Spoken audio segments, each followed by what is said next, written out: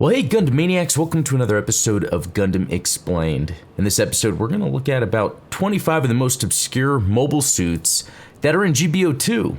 But that means obscure in terms of played in-game or just in general. That's a really cool thing about Gundam Battle Operation 2 is you don't really have to be active in playing it, where you can just go in, it's free to play, do the free rolls, get some mobile suits, and learn the lore, go jump into training and try to use it. It's almost like a museum in a way. Hey, but before we get started, if you haven't, please subscribe. If you think it's a cool video, give it a like. Check the links in the description for ways you can support the channel and join us at Discord. We have a lot of fun there, but let's get started. Okay, so thanks to Talos Mobius for putting this together. He is the gbo2 expert. He is the general Gundam expert.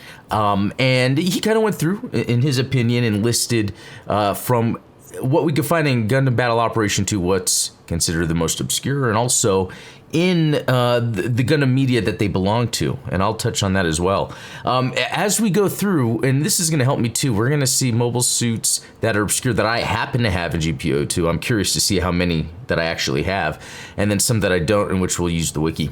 So we'll start here with the AGG ML equipment. So this one is, let's take a look at it real quick, and it is kind of crazy looking. It just is. Like, this almost brings back mobile worker vibes, but I like the color, the blue and the orange.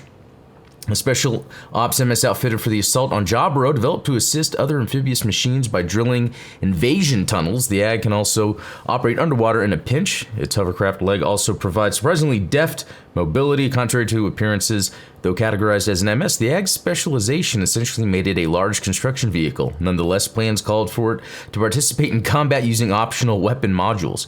Its simplified structure and rigid fuselage for survivability in the event of a cave-in came together in a surprisingly durable MS capable of entering a melee with its rock-melting laser torch and forearm drills. So even though it's made for construction, that is something that can fight, considering everything it has on it. Yeah, not too much more information there. Let's see, and this is from MSV, Mobile Variations, and We're Federation Hooligans. And so what's interesting is a lot of times in gbo2, I actually list the property it came from specifically. Actually, and I'm seeing on the wiki, it happens not to here. So let's see what's next on the list. Ag Guy, and it looks like, according to Talos list, it's, yeah, any one of these here. So another obscure, like in terms of look and design, although we do see them in the animation, it's just not too much, and they are kind of goofy looking. But one of a number of specialized mobile suits developed for the Jaburo assault, the infantry and unit of the Agu series, equipped with a large burrowing drill for infiltration. Plans that were originally intended for the recon suit At Guy were repurposed for the Agu series. Agu Guy. Okay, so there's At Guy, Agu Guy. This is where it gets confusing. The Agu Guy's distinctive head features a compound mono eye that concentrates all its sensors forward. The At Guy's quad-linked head cannons have been replaced by a larger dual-link setup, allowing it to stay safely out of melee range. As the closest of the Agu series to the actual At Guy, the Agu Guy uses the same heat emission system, affording it some of that suit's stealth capabilities. Agu Guy, okay. Yeah, this is one that reminds me, I think it's even 0081. Or something where, they're stealth and they're really hard. It's very interesting, these like older, goofier looking suits that I think were more like Zimad potentially designed. Were pretty crazy, but had neat multi-function purposes. Yeah, kind of a crazy one. Yeah, let's see what's next here. All right, the Delta Gundam. This one looks pretty sick. Let's look at the explanation on this. A transforming MS from early development of the Hyakushiki, an amphibious unit that includes a deformation mechanism in its Wave Rider. As a concept for a solo all-terrain transforming unit, the high performance output of the Zeta Gundam was intended at the conceptual level, but issues with frame instability at current technological standards created difficulties at the implementation stage, ending development. Consequently, the unit was redesigned to omit transformation and developed into the Hyakushiki. Okay, that makes sense. Its combat statistics are proof of the original design's excellence It could be considered a design ahead of its time, given the existence of the Delta Plus developed in later generations based off of it. This unit was made as a prototype, and it was what would have been had the original technological issues been surmounted. And I think that has to do with the transforming. We've seen that a lot, like in Universe, they talk about it, where sometimes transforming makes it harder for units to be mass-produced past the prototype stage. Kind of like the Zeta, and this is an example here, which is part of that lineage in a way. Very cool looking suit, though. I mean, the gold's awesome. We all love the Yakushiki. But yeah, that's a good one. Okay, DJ SCR.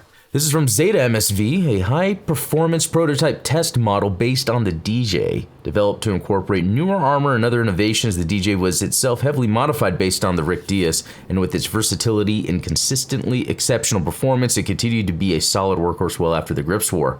While this model uses a DJ for its base, its structural and external appearance are a drastic departure from the base model. This test model comes with a special onboard system called the SE system, but its particulars are unknown. Some speculate it might be a revolutionary new propulsion system given its distinctive jet thruster-centric structural design, but others question whether this may just be a myth. Regardless of special systems that may or may not have existed, the fact remains that this model is an all-around high-performing machine, just like the DJ.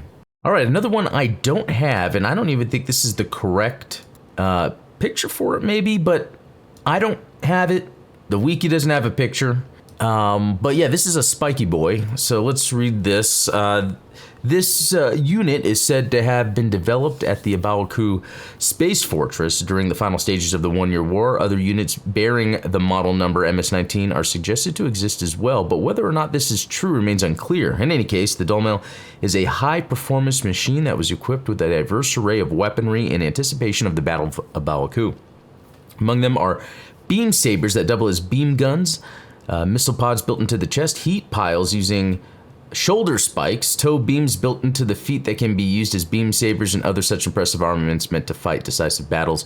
One of its pilots fighting in the Battle of Gbo2 is said to have been involved in its development, and 14 years after the final stage of the One-Year War, the Federation's Intelligence Bureau released photos to the public confirming its existence, yet scant information has been released regarding its achievements, and it is still considered a phantom machine.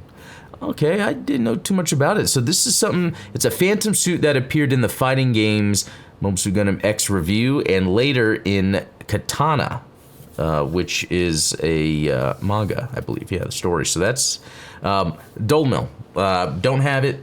It's a neat machine. Spiky boy. Pretty cool. All right, another one I don't have, the Dowaz Custom.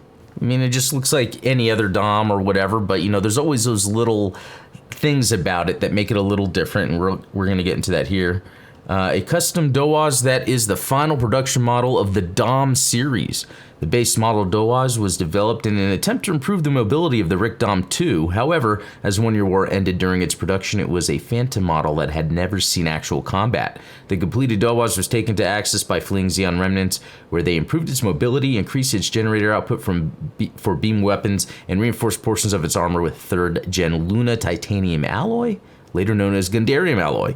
Given the Dowaz Custom extremely high overall performance for a 1st Gen MS, the MS was later transferred to Anaheim Electronics to sample the refitted armor materials, where it is rumored to have been used to develop the Rick Diaz, one of the first machines qualifying as a 2nd Gen MS. However, it's unclear if this is more than simply a rumor, although that is kind of a cool lineage, if that makes sense, getting into Zeta. Let's see, any other information on this? Yeah, only seen in the Anaheim laboratory log. So, interesting thing I've seen so far between a lot of these mobile suits is they're like phantom mobile suits or prototypes that have been rumored to exist or have rumored information. So that's pretty cool. Yeah, I thought this one was, that I had it, the beta, but this is the Gabaldi Alpha high mobility type. Interesting to see like that Guyan style shield going on there. Let's see, explanation. A modification of the Pezun Project's Gabaldi Alpha that improves on its mobility. The Gabaldi Alpha was expected to be an improvement to the Guyan, incorporating its close combat capabilities in a bid to outshine its competitor, the Gelgoog. Some of the units produced were sent to Axis, their legs swapped out for those of the MS-14BR Gelgoog high mobility type for improved aerial performance. Few records exist of their participation in actual combat. Supposedly, 2 of the machines engaged the Titans during an escort mission supported by a former Zeon agent working with the AU to deliver a Doaz custom from Axis with a sample of new Gundarium armor alloy to Anaheim Electronics. The details of this incident remain shrouded in mystery, however. Interesting that the Doaz custom was just brought up on this as well, so we're seeing where there's a lot of relation between these units for some reason. So yeah, that's pretty cool. All right, back at one I own. This is the Gotcha. Interesting name. This prototype MS was one of the machines developed under the Payzun project at the asteroid base Payzun. Okay, another through line it seems to be between these units. Its design resembled that of an amphibious MS, but since it would be deployed at the later stages of the war, its development emphasized effectiveness in low-gravity combat in space and on the lunar surface. The back was equipped with a pair of unique ground sensors. It was planned to work in tandem with the Rickdom and other machines during assaults, hence the focus put into its mobility and strikeability. Aside from its internal weapons, it could also be equipped with a cracker grenade to combat multiple units at once. In addition, it was designed with mechanical claws for melee encounters. It was intended to hit and run like an MA or mobile armor, but due to its low integration with other machines, it ultimately never went into mass production. All right, here we go. The Gelgoog high mobility type GK. So this is Colonel Gald Curies from Mobile Suit Gundam Blazing Shadow, a high mobility variant of the Gelgoog piloted by Lieutenant Colonel Gald Curies. At the Falak faction of the Zeon remnants, a number of Gelgoogs received a variety of modifications to suit ace pilots they were assigned to. Quite a few variations with special features were developed over a short period of time. The B-type retained the high versatility and standard issue beam weapon, which were a Gelgoog trademark. This high mobility unit was also equipped with an interchangeable thruster backpack module, which allowed it to use hit-and-run tactics with lethal efficiency. This unit changed the head and leg parts of the B-type base for the specifications of Falak top brass, and exchanged the backpack for a comprehensive upgrade. The Gald Curies unit swapped in a Zagok right arm to replace the last in battle. To replace one lost in battle, I think it might be a typo there, making it stand out as a personal unit suited for aggressive close quarters combat. That is a pretty neat thing about the arm there that I didn't even notice until I read this. What other units have you come across where they've done some part swapping and come out pretty cool? All right, GM Trainer. I guess this is one that you can kind of get for free in gbo2, but do people necessarily use it that often? And does this have any lore implications? So let's check this out. A unit used to train pilots in the operation of a GM, the Primary Earth Federation Forces MS during the One-Year War. After the commencement of Operation V, the GM went into production as the centerpiece of the resistance forces, but the Federation was already lagging far behind Zeon, which had begun training prior to even the start of the war. In order to send as many well-trained pilots into battle as quickly as possible, the Federation modified actual combat units to make training more efficient by also allowing an instructor to sit in a passenger seat. Cool. Essentially a simplified GM, the disparity in weight and output increased mobility, while the frame was also reinforced in consideration of the unit toppling or crashing during training. Okay, now we're getting to some faves of mine. We got the Pale Rider D2, which this was one, I heard of Pale Rider, but didn't understand really the complexity of that series. So let's take a look at this one, the D2. A restored and modernized version of the Pale Rider Doulahan, originally developed for the Pale Rider plan, which sought to develop a next-generation mainline MS. All of the planned mass production Pale Rider cavalry models went missing, however, and all the data related to the planned special Hades system was lost. Because the Doulahan was built from the cavalry's parts without the Hades system, machine data on the high-spec Pale Rider series was able to be preserved. Shortly after their formation, the Titans deployed GM Quells and GM Sniper 2s, but took notice of the Doulahan's high performance and decided to use it as a stopgap while developing new units. The Titans manufactured reserve parts for this model, restoring the Shekinah as outlined in its original loadout and modernizing it to standards of UC0084 with linear seats and other amenities. So that's pretty cool how it's kind of like a upgraded Pale Rider for Titans, no Hades exam, blah, blah, blah system, it seems. But that is pretty cool that, it kept the Shekinah with it. Yeah, just a Titan's Pale Rider. Pretty cool. All right, Reebawu, a Bawu modified by the sleeves for use by their leader Full Frontal. The Bawu was originally developed with Z-Plan designs as reference to explore the possibilities of transforming mobile suits. Though its separation system is flawed, the Bawu boasts excellent performance as a standalone machine. This model has improved overall specs, but most of the improvements are in mobility and tracking. The addition of flexible thruster units to the legs, plus partial use of Psycho Frame, has resulted in a machine that demands a highly skilled pilot. Originally intended to match the combat style of Full Frontal, a man described as the second coming of Char, the machine was sadly superseded by the Sinanju before it could be completed.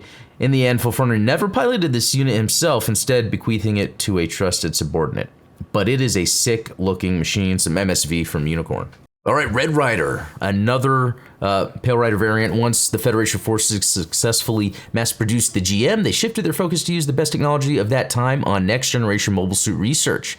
This machine was based on the RX-80 with no regard for cost, but mass production wasn't an option due to manufacturing and operation costs, and it was sent to a certain research institute where it was used as a testbed for Hades, a special system intended as the successor to Exam. This new system would dramatically boost its combat performance. This is the second test machine with a core design nearly identical to the finalized version. Designed to collect data on Hades, it's installed with the experimental area system, which disengages the machine's limiters and provides temporary control. This machine was provided to the Aggressor unit, where it saw live combat. Now, this is from Mobile Suit Gundam Aggressor. All right. Shurzrum Gallus, that's quite a word. An improved variant of a melee-based MS developed by Neo Zeon for their invasion of the Earth Sphere. Its base, the Gallus J, was developed by old Principality of Zeon military technicians returned to Axis. As such, its design draws more from classic Zeon MS than modern Axis models, but it still incorporates cutting-edge second-gen MS tech like movable frames and linear seats. The Gallus J entered mass production after earning high marks for its precision controls, stable performance, and ease of manufacture. But it was hampered by added weight and bulk from onboard weaponry. Stripping away unnecessary armor and equipment has given this variant improved mobility and range of movement in melee combat. This variant also features minimalistic propulsion systems. Yeah, this is a pretty fun one to use if you know how to use it when it comes to melee combat. I don't even have any parts selected on this. I don't even think I've used this on PlayStation. All right, the Slave Wraith. This is awesome. From Missing Link, the commander machine of the Slave Wraith team based on the Gundam ground type.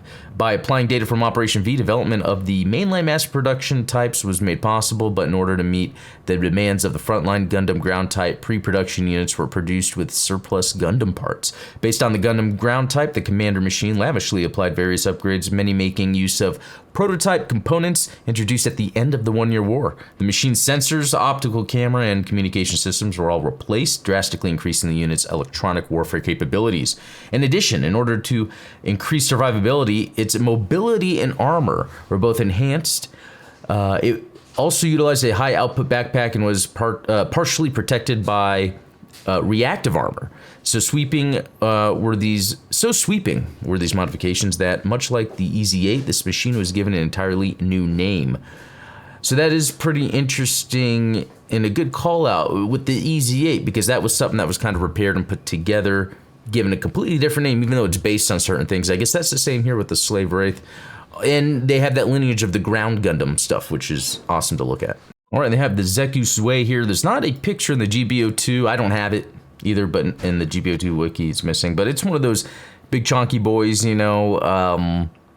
after the One-Year War and all that. Let's dive into the details here. An MS that was designed as the second unit of the Zeku series at the Pazoon asteroid base following the One-Year War. In response to the rise of heavy weaponry and multi-purpose MS after the Grips War, this unit was designed to be twice as effective as the Zeku Eins. Conceptually speaking, it embodied the role of a mobile armor, and although its frame deviated from the humanoid form of an MS, it was still categorized as an MS due to the Federation's near-religious devotion to the Gundam and its successes during the One-Year War. With an increased load capacity, which could be considered the greatest benefit of its large size, it could carry a remarkable number of weapons, which were more easily handled with the addition of 4 subarms to its main ones. Although this MS boasted Tremendous battle power due to large thrusters equipped at the rear, along with its massive amount of weaponry. It lacked versatility due to minimal effort invested in its maintenance and mobility aspects. Maybe that meant versatility, although I have learned reading the wiki, there are other words in the English language that I didn't know and just learned, so you never know. All right, another one here that looks pretty cool, actually. The Zaku Desert Type DA. A nice addition from MSV, but again, surprising to have something like this just because of those older types of suits where gbo2 does a good job of just, repurposing older suits from MSVs and just getting that Zaku head with just some added detail on it just looks great here. A variation of the Zaku 2 localized warfare type, this version was designed to improve performance in desert environments. Once deployed in ground battles, the original Zaku 2 gained an upper hand during initial attacks, but suffered from reduced performance in harsh environments such as tropical and desert regions. The Zeon Force is able to foresee this issue, start developing an MS with improved ground combat performance in order to meet the urgent demands of the front line. The Zaku 2 was augmented to fill the role. Aside from minor modifications such as the addition of a cooling unit to adapt to the tropics, it was also enhanced with dust proofing, lighter overall weight, and an auxiliary propulsion device. That kind of reminds me in 08 MS Team when we see the ground GMs and they have the desert type. I just wouldn't think a machine that big would have to worry about the weather. Never thought about that, but it's cool that that's a thing. All of its enhancements for desert warfare not only transformed its appearance, but also allowed it to thrive in the desert conditions. The variation with double heat antenna was well known for its use by Caracal Corps, which was infamous for its guerrilla tactics. Okay, here's something from Battle Operation Code Fairy. This is the Zany ground type. Okay, looks pretty interesting. If you look at it, it's like you almost want to say GM Zaku. An MS developed an MS developed from Zaku parts. Okay, so obviously it's a typo that's still sitting here. Recovered from Zeonic Co., separate from the Federation Forces RX plan. Despite this, the core of the unit still largely resembles the original Zaku, but the use of experimental field motor technology results in it having a sound print quite unlike the original. On the North American front, the MS is thought to have been deployed to test early Yashima Industries firearms, giving it notable firepower. This strange unit vanished from the battlefield once the GM ground type was deployed to the Asian front, making the start of the GM line's development in earnest. Huh. Yeah, that's quite obscure. All right, we've got this Zero Shiki. Again, looks cool, these designs from Zeta. An MS developed by engineer Edvard Raven, former assistant to developer of the original Gundam Tem Ray. It is an offshoot of the early second generation MS Rick Diaz developed by the Z Project, which sought to achieve drastic leaps in maneuverability. However, design work was scrapped due to the frame stability issues. The desire for an MS capable of both ground and space operations remained, though, and the concept was worked into a non-transforming data gathering MS. It shares more traits with the Rick Diaz than the Hyakushiki, and its head resembles that of the Zeta Gundam. This mismatch of features tells the tale of the trial and error process of the Z project, and it really does seem like that between these units being transformable or not, what's a prototype and what goes into production. Still, it is a solid general-purpose machine, and in spite of poor defenses, it is quite high-performing by second-gen standards. Like the Rick Diaz that Quattro Vegeta piloted, this MS has a red color scheme evocative of the classic Char Aznavour style, yet whether the unit actually exists has been doubted. Again, like these suits that are rumored to exist. Alright, Zeta Gundam with the Zaku head. What? But no, that's a thing, actually. After losing its head in an earlier battle against the AMX-103 Hamahama and AMX-104 Arjarja, the Zeta Gundam was hastily repaired by Lino Abav using an old Zaku 2 head due to lack of spare parts, so that it can assist the double Zeta Gundam in battle. While this Zeta Zaku was operational, the old Zaku 2 head caused the cockpit screen to revert to the old non-360 degree display, leaving Lino vulnerable to enemies that could sneak up on him from areas he could not see. Yeah, kind of a funny thing in a way, but at the same time, it's kind of cool in universe how they try to, smash things together, and by the time we get to Double Zeta, we can mess around with things like mainline Gundams, like a Zeta. All right, the Double Zeta mass production type. This heavy arms type MS was developed as an attempt to mass produce the Double Zeta Gundam. The Double Zeta Gundam's original core block system and transformation mechanism were removed from the unit, as typical, and its weapons were simplified. But this was not enough to sufficiently lower costs, and the project was scrapped after only 4 prototypes were produced. Although its high mega cannon is just a scaled-down version of the Double Zeta Gundam's iconic weapon with limited power and firing capacity, its firepower is still quite remarkable. This unit also features a large beam rifle, beam cannons mounted to its shoulders, a scattering megaparticle cannon on its chest, and a variety of missiles stored throughout its body, giving it both high firepower and flexibility. Although the hyper beam saber function was omitted from the beam cannons on its shoulders, 2 regular beam sabers are provided in their place. Produced in an era of MS development where units were increasing in size, its ability to carry numerous fixed weapons, retain impressive firepower, and still be close in size to conventional models was quite groundbreaking. And yeah, this is actually a fun one to use in-game. Alright, Gira Doga Kai, unit developed as a high-performance command version of the Gira Doga, Neo Zeon's main MS revived by Char Aznable. The Gira Doga was a return to the multi-purpose underpinnings of the MS concept, and its fundamental specs were already out of date. Even so, incorporating state-of-the-art tech gave the Gira Doga a versatility that positioned it as the latest model of the Zaku line, yet this performance was insufficient for the MS to serve as a ace pilot or command units, leading to attempted performance improvements. Though based on the movable frame of general units, the Gundarium alloy armor and updated avionics have improved its tracking and resistance to heavy fire, and the enlarged head includes new electronics that improve its detection capability. But in the end, only small numbers were produced due to the prioritized manufacture of the Alpha Zero, preventing mass production. Ah, okay, so we see funds getting moved from mass production into those giant mobile armor types that usually have like a Psychomu system of some kind. Yeah.